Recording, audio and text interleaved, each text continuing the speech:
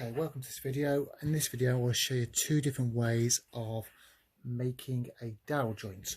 So I've got my piece of wood, two pieces, and another two for my second joint. The first way of doing this is I'm going to do what's called a through dowel joint. So dowel is the round wood we have in school, and this is going to go all the way through, a bit like a wooden nail effectively, to fasten two bits together. So what I want to do is I want to know my positions on where I'm going to put my holes, because I'm going to do some drilling. So to do this, what I'm going to do is I'll get my piece of wood that is a 9mm spacer,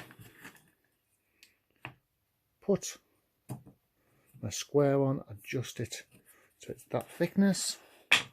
Then using a pencil I'm going to draw a little mark on the end on two sides. What that does effectively gives me a little X marks the spot.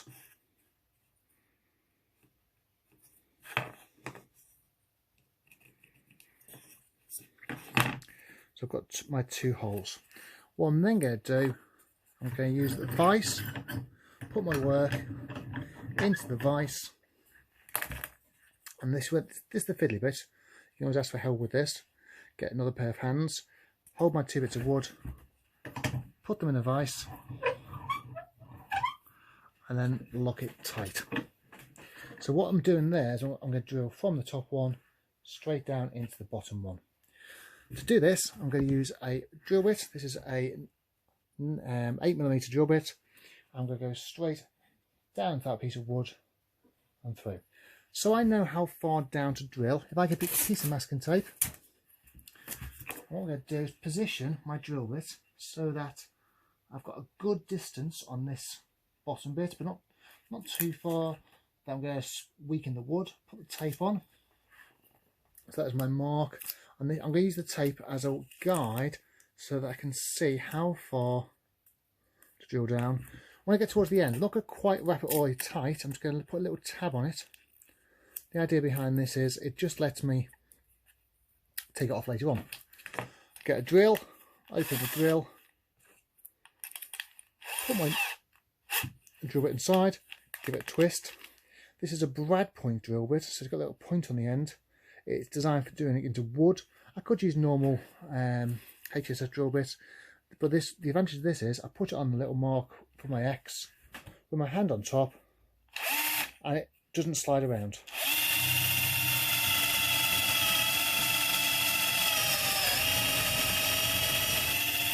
Don't forget, when you're using cordless drills, you always wear safety glasses so that you can keep those bits of dust out your eyes. Also, I'm just brushing the dust out the way with my hand, not blowing it, because if I blow it, the dust will go into the air.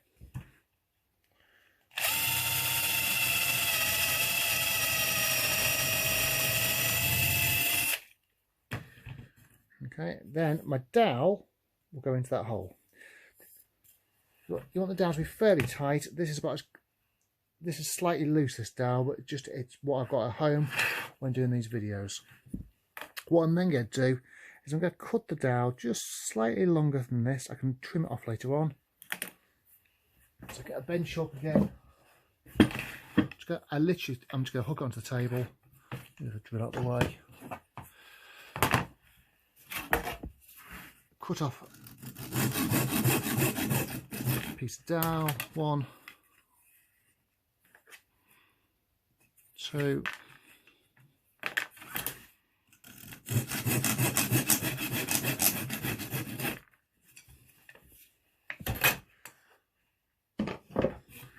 what I could then do, put some glue on the joint like a normal butt joint. So I'm just going to open the vise, give it a tap. I'm trying to remember which way around it goes so I don't forget it. Put some glue on the end and squirt some in the hole. Use the brush it around, that goes into the hole. Put some on there, put it back together, put that back in the vise. What I then want to do is tap these two bits of wood together with the dowel. So just going to get my glue, squirt some on,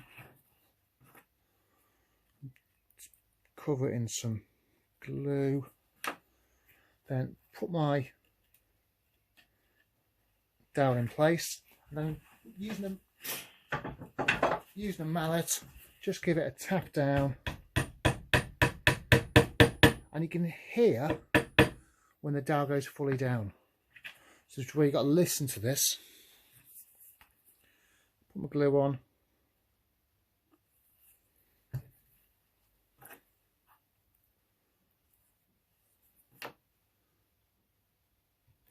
And then when you listen, and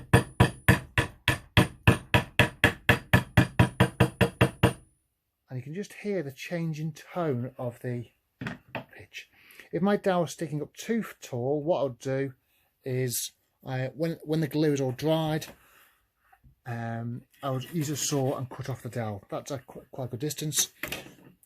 So what I'm going to do now is get a wet paper towel, wipe off the glue, and then let the whole thing dry.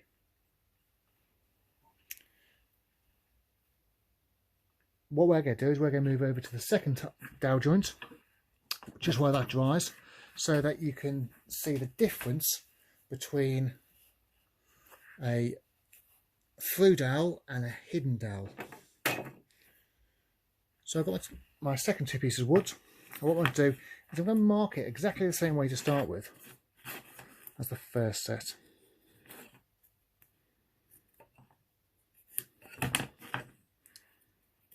So with my pencil. Another reason why I like clicky pencils, because they're always sharp. I click on them to put them down. So I've got my 2 marks.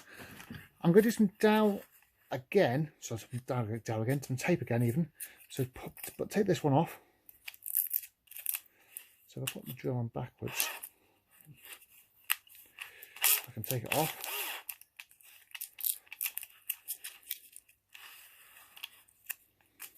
Okay, and then this time I want to go halfway in the wood.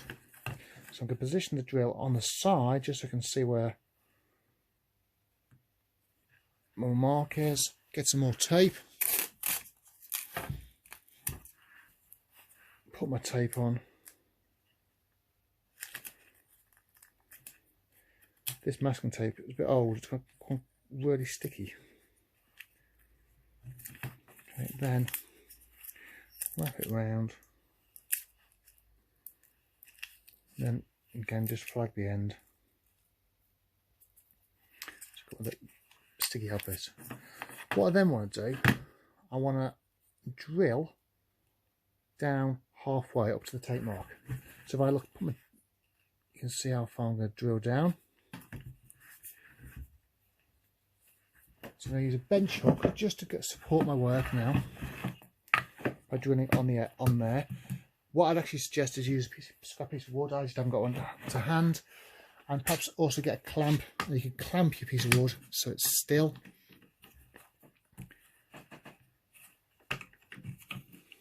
Scrap bit of wood far better than the bench hook. I just haven't got a piece kicking around. Put my drill on. I'm going to drill halfway.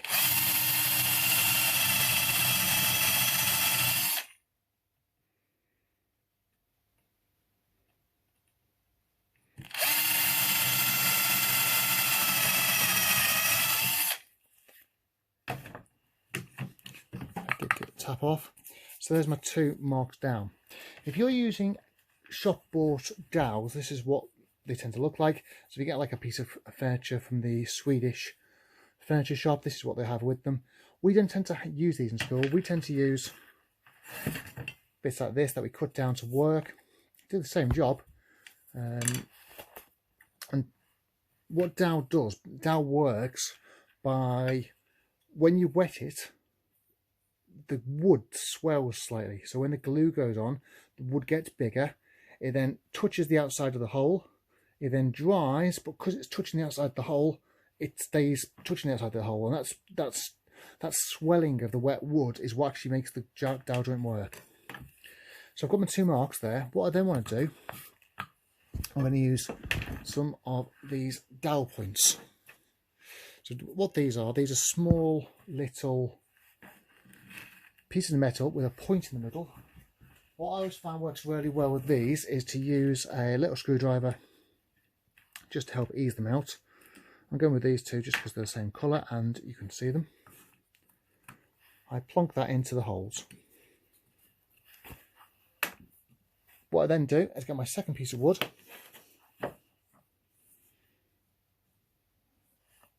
and lining up this side, and this is where a bench hook is quite good, has got juices, because I can line it up over here, get a mallet and just give it just a gentle tap.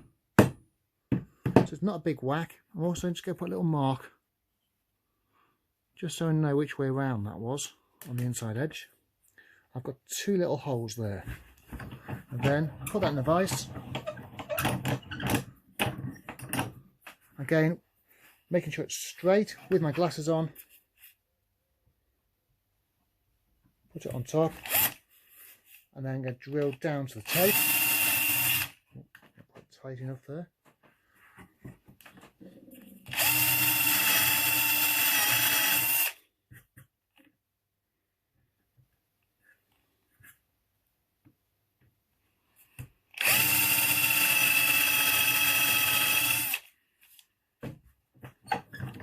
Tap off.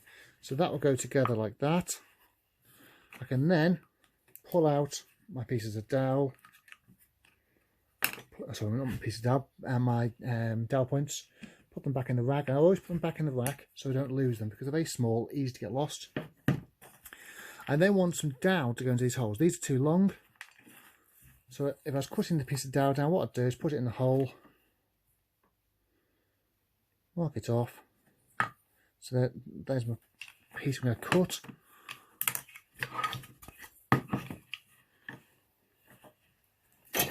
Cut it off with a 10 saw or coping saw.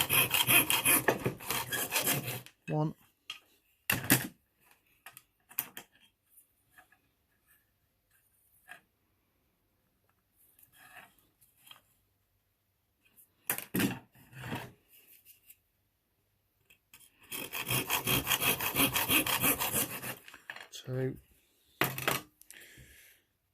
So actually, looking at that one there, I think I marked that one too short. I'm just going to try it.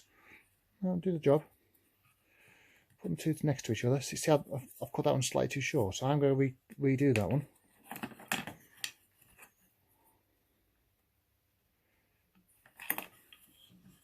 It's better to do things again to make sure they are right than to go with, oh, that'll do. Put that on. And then I'm going to dry fit it. So find a mark, put it together. So there's no glue in at this point. I'm just seeing if it goes together. So it does.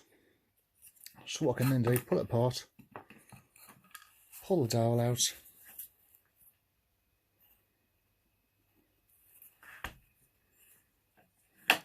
What I'm doing is squirting some in the hole. Then use a brush and just push it around. 1, 2. What can then? I've got glue on the brush, so I'm just going to put the glue on the dowel. 3, 4. Get my marks. Push it together. And then what I need to do, you'll see the squeeze out. That's all right. I can either get some masking tape on, or perhaps we want to put a bit more pressure on this. So you could always get a clamp on there. Remember, this is a sample joint. It could be a long sash clamp. I'll just use a quick clamp on there to let that dry. So the advantage of this one is you can't see the dowel. So that's a nice way of doing it. If I have a through dowel that I've done, that's this one here, I've left the bit sticking out, so I can now cut this one off.